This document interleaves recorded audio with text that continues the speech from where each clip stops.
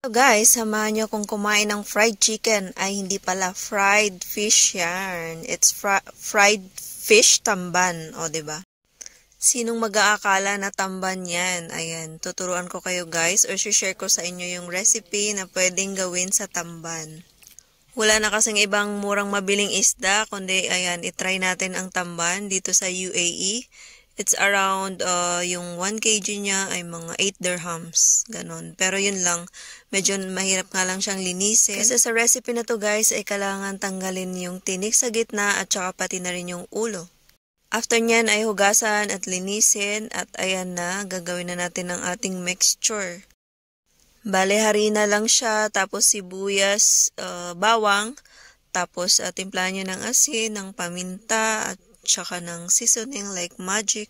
Tapos, lalagyan ko siya ng itlog, tapos lalagyan ng tubig at haluin hanggang sa matunaw yung harina or ma-well combined yung ingredients. Isa sa mga affordable na isda kasi dito sa UAE guys is yung galunggong, tilapia, yan, madalas mag-sale yan. Tapos yung bangus, minsan nagsisale din. The rest ay yun lang. For me, yun lang ang halos nakakain ko na isda. Kaya naman, ayun, buti naisip ko si tamban na gawa ng paraan kasi medyo matinik kasi siya kapag ibang dish. Bukod sa prito kasi is paksiw, ganyan, minsan or sabawan. Pero si tamban ay hanggang paksiw and prito lang ang pwedeng magawa sa kanya. Kaya lang sa sobrang tinik nga niya, yun, mahirap siyang kainin.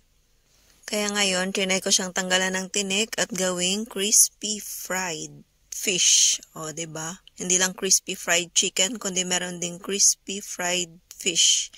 Na safe siya. Wala na yung tinik kasi crispy na yung kanyang tinik. Actually, yung tamban is medyo malambot yung mga tinik niya. Lalo yung maliliit na tamban. Ayan, kapag naprito yan ng crispy ay yun, makakain mo na yung tinik.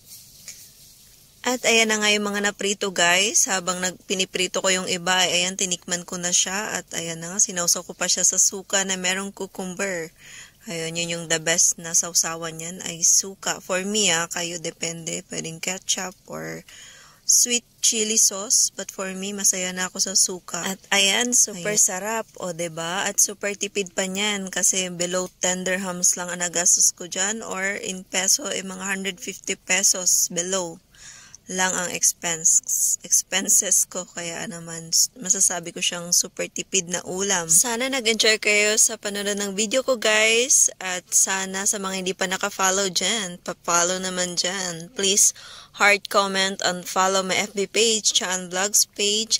At shoutout nga pala kay Elabon at Aga Cesar. Ayan, payakap naman po sila guys ng aking kapamilya. Thank you so much for watching. Bye!